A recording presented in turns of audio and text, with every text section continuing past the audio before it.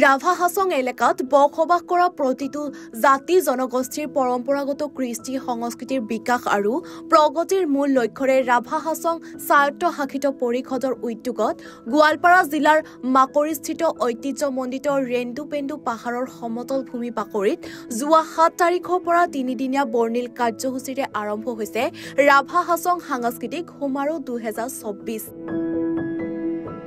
ৰাতিপুৱা পৰম্পৰাগত ৰীতি নীতিৰে ৰাভা জনগোষ্ঠীৰ আৰাধ্য দেৱতা ঋষি পূজা অৰ্চনা কৰাৰ অন্তত শ্বহীদ তৰ্পণ কৰে ৰাভা হাছং স্বায়ত্তশাসিত পৰিষদৰ মুখ্য কাৰ্যবাহী সদস্য টংকেশ্বৰ ৰাভাই। আবেলি 2 বজাত বন্তি প্ৰজ্বলনেৰে ৰাভা হাছং সাংস্কৃতিক সমাৰোহ 2024ৰ আনুষ্ঠানিকভাৱে শুভ উন্মোচন কৰে গোৱালপাৰা জিলাৰ অভিভাৱক মন্ত্ৰী অশোক সিংহালে। ৰাভা হাছং সাংস্কৃতিক সমাৰোহ উপলক্ষে ঐতিহ্যমণ্ডিত ৰেন্দুপেন্দু পাহাৰত বিৰাজ কৰিছে এক উৎসৱমুখৰ পৰিৱেশ। প্ৰায় 200 যুৱক যুৱতীয়ে সুন্দৰ সাথাৰ নৃত্য প্ৰদৰ্শন কৰাৰ লগতে প্ৰদৰ্শিত হয় বিভিন্ন জনগোষ্ঠীয় পৰম্পৰাগত নৃত্য। আজি ৰাভা হাছং সাংস্কৃতিক সমাৰোহত থকাৰ সৌভাগ্য হ'ল জনগোষ্ঠী অসমৰ পুৰণি জনগোষ্ঠী এক নিজৰ ভাষা নিজৰ চৰিত্ৰ নিজৰ সংস্কৃতি থকা এক উজ্জ্বল আৰু প্ৰাণৱান জনগোষ্ঠী হিচাপে আমি জানো। আৰু ইয়াত আহি মোৰ উপলব্ধি হ'ল যে অকল কলা কৃষ্টিতে নহয় প্ৰত্যেকটো ক্ষেত্ৰত এটা সময়ত ৰাভা জনগোষ্ঠী আগবাঢ়ি আছিলে।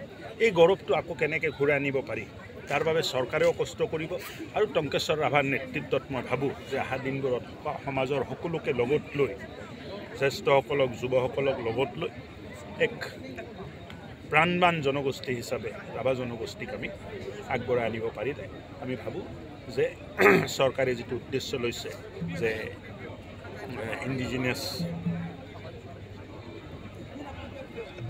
মানুহৰ কাৰণে যিটো নতুনকৈ বিভাগ কৰা হৈছে এই বিভাগটো নিজৰ দায়িত্ব পালন কৰিব আৰু আমি সকলোৱে দেখিব যে অহা 4-5 বছৰৰ ভিতৰত এটা নতুনত্ব আপোনালোকে এই গোটেই অঞ্চলত দেখিব। জনজাতীয় লোকসকলৰ মানে ভাল খবৰ ডিলিমিটেশ্যনৰ 3টা কৰি উল্লেখ কৰিছে। ইলেকশ্যন কমিশ্যনক ধন্যবাদ দিব লাগিব যি ধৰণে ডিলিমিটেশ্যন কৰা গ'ল। এই অঞ্চলত 3টা বিধানসভা সমষ্টি জনগোষ্ঠীয় লোকসকলৰ কাৰণে সংৰক্ষিত হ'ল আৰু মই ভাবোঁ যে ভৱিষ্যতৰ কাৰণেও সুৰক্ষিত হ'ল। বুজি পালেনে? নহ'লেতো এইবিলাক অঞ্চলৰ পৰা যিবিলাক মানুহ গৈছিলে বিধানসভাখন ভাল লগা নাছিলে। এতিয়া আমাৰ জনগোষ্ঠী মানুহে যেতিয়া যাব বিধানসভাটো অসমৰ আচল চৰিত্ৰটো তাত আমি দেখিছোঁ। ছাৰ এটা কথা কৈছে ছাৰ লোৱাৰ আছাম মিয়াসকলে ৰাগ কৰা বুলি এটা কথা নহয়, মানে বহুতে ভাবি থাকে যে লোৱাৰ আছামটো গোটেই মিয়াই ল'লে কিন্তু তেনেকুৱা নহয়। ৰাভা জনগোষ্ঠী বড়ো জনগোষ্ঠীয়ে মোকাবিলা কৰি লোৱাৰ আছামটোক ৰাখি থৈছে। আমি অলপ শক্তি দি দিলে আমি অলপ সহায় কৰি দিলে মই ভাবোঁ যে বহুতখিনি উদ্ধাৰ কৰিব। ৰাভা হাছং ৰংচনী মেলা 2024 আৰম্ভ হ'ল সাংস্কৃতিক সমাৰোহ। ইয়াৰ কেইবাটাও দিশ আছে। এটা হ'ল ৰাভা জনগোষ্ঠীৰ যিমানবোৰ থলুৱা গীতমান আছে কৃষ্টি সংস্কৃতি আছে আৰু সেই কৃষ্টি সংস্কৃতিৰ সৈতে যিসকল ব্যক্তি জড়িত স্বনামধন্য যিসকল ব্যক্তি আছে তেখেতসকলৰ প্ৰসাৰ প্ৰচাৰ জনগোষ্ঠীটোৰ যি নৃত্য গীতসমূহ বিশ্বজনীন কৰাৰ কাৰণে এটা প্ৰয়াস আমি সেইটো পেট্ৰনাইজ কৰিব বিচাৰিছোঁ। ৰাভা জনগোষ্ঠীৰ সমান্তৰালভাৱে ইয়াত বিভিন্ন জাতি জনগোষ্ঠী আছে। ইয়াত গাৰো আছে, বড়ো আছে, হাজং আছে, কুজৰাজবংশী আছে, কলিতা আছে, গোৰ্খা আছে, নাথ আছে, বিভিন্ন জনগোষ্ঠী ইয়াত আছে। আৰু তেখেতসকলৰো যিসকল কৃষ্টি সংস্কৃতি আছে তাকো আমি ৰাভা হাছং সমাজ কাউন্সিলৰ তৰফৰ পৰা কেনেকৈ পেট্ৰনাইজ কৰিব পৰা যায় প্ৰসাৰৰ প্ৰচাৰৰ ক্ষেত্ৰত তাৰ কাৰণে এটা মঞ্চ দিবৰ কাৰণে আমি প্ৰয়াস কৰিছোঁ যাতে যিসকলে এই কৃষ্টি সাধনাত আছে যিসকল ব্যক্তি তেখেতসকলে ভাবিব লগা নহয় যে আমাৰ লগত কোনো নাই। তেওঁলোকৰ ৰাভা হাছং আছে, ৰাভা হাছং চৰকাৰখন আছে, অসম চৰকাৰখন আছে, তাৰ এটা প্ৰয়াস আমি কৰিছোঁ আৰু আমি আশা প্ৰকাশ কৰিম আপোনালোকে জানে যে সংস্কৃতিয়ে মানুহৰ মাজত সমন্বয় আনে। গতিকে এই সমন্বয়ৰ যিটো বান্ধোন সেই বান্ধোন বিভিন্ন জনগোষ্ঠীৰ মাজত কেনেকৈ কটকটীয়া কৰিব পৰা যায় তাৰ লক্ষ্য আছে। মুঠৰ ওপৰত ৰাভা হাছং ৰংচনী যি মেলা আমাৰ হ'ব 2024ৰ দ্বাৰা 4th টাইম।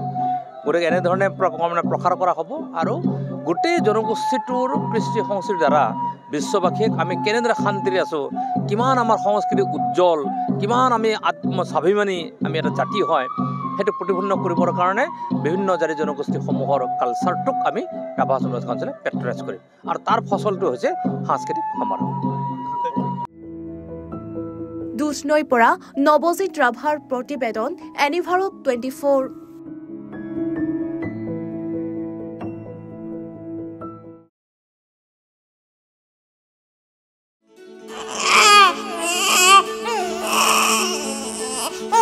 অভিনন্দন, আপোনাৰ এজনী ছোৱালী জন্ম হৈছে।